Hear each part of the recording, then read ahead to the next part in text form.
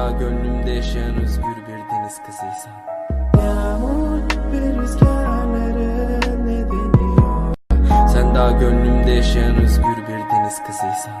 Yağmur ve rüzgarların nedeni yok. Dünya. Sen daha gönlümde yaşayan özgür bir deniz kızıysan. Yağmur ve rüzgarların nedeni yok.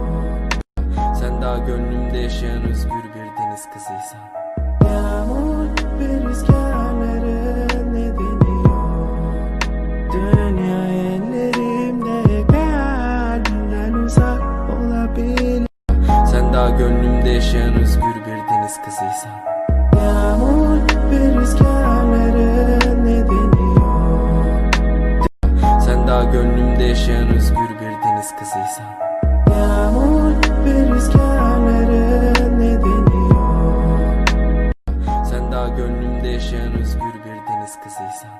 Yağmur ve rüzgarların nedeni yok.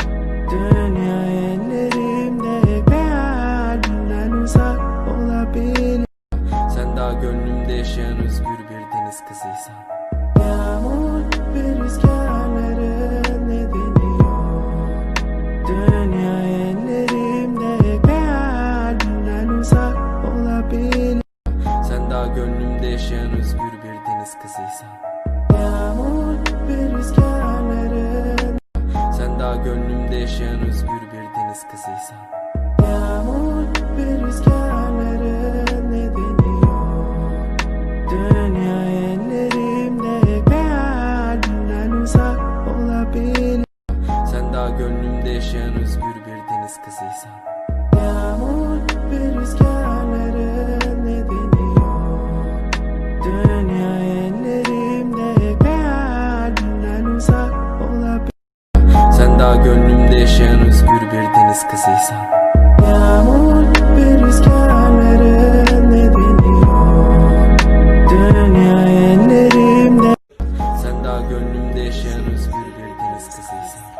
Yağmur ve rüzgarların nedeni yok. Dünya ellerimde kalbimden.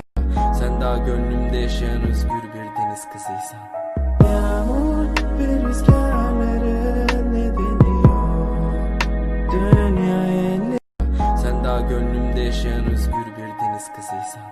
Yağmur ve rüzgarların nedeni yok. Dünya ellerimde.